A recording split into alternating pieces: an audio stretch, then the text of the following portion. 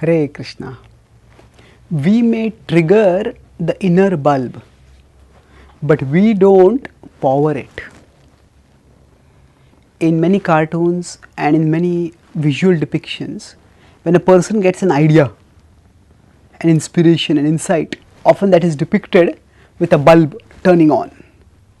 So, oh, there was darkness, I didn't know what to do, and suddenly I've got an idea.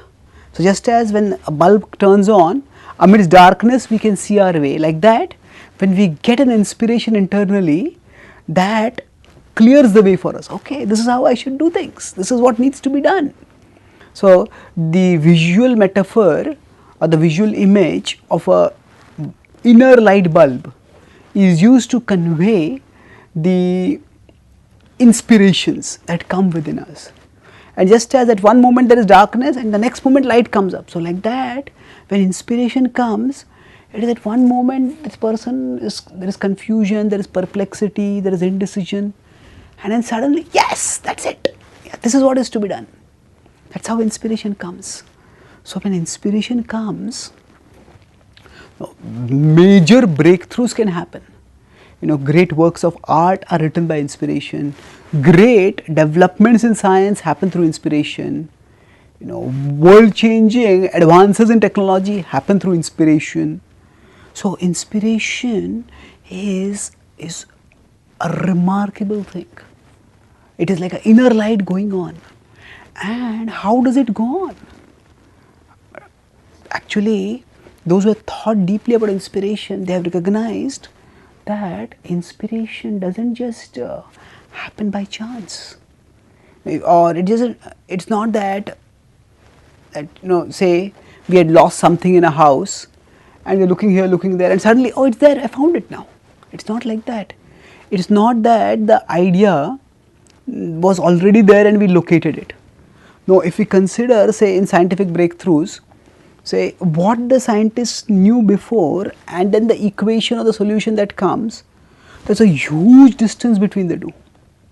And sometimes there are mathematicians who came up with a mathematical equation, and then the proof of that equation came several decades afterwards, after that mathematician had died also. That's the story of Gauss, who discovered some equations for electricity. Now the point is that this was not just an insight that was lying inside the mind and somehow picked it up. It just came fully formed from outside. Oh, it's just there now, use it. So, like that, inspiration is a gift that comes from beyond us, from some source that is far wiser than us. What is that source? The Bhagavad Gita explains that that source is God Himself, who is present in our hearts in His immanent manifestation as the Super Soul. Sarvasya chaham hridhi sannivishto mattah smritir jnanam apohanam cha vedaischa sarvairahameva vedyo vedanta krit veda videva chaham. So in 15.15 Krishna says, Sarvasya chaham hridhi sannivishto, I am situated in the hearts of all living beings. And Mattah smritir jnanam apohanam cha, it is from me knowledge comes, it is from me remembrance comes, it is from me forgetfulness comes. So actually that illumination of inspiration also comes from Krishna.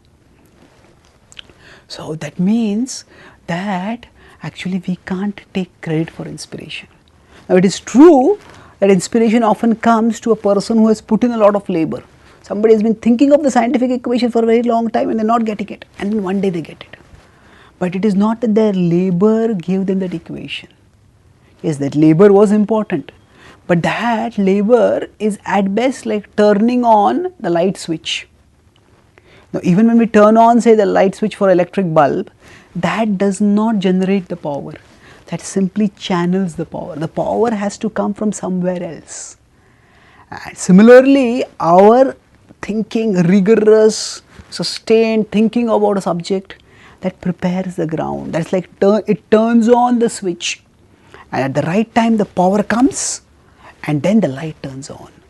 So when we get inspiration, which is something which all get, our inspirations may not be world transforming, but in our own life inspirations do transform us. So when we get those inspirations, we can, instead of taking credit for ourselves, we can understand that it is Krishna who is giving it to us, and thus our inspirations can make us more spiritually aware, more grateful to Krishna, more conscious of His presence. And Krishna wants to give us illumination, not just to get some insights in this world, but ultimately He wants to give us the illumination by which we can attain the supreme destination beyond this world.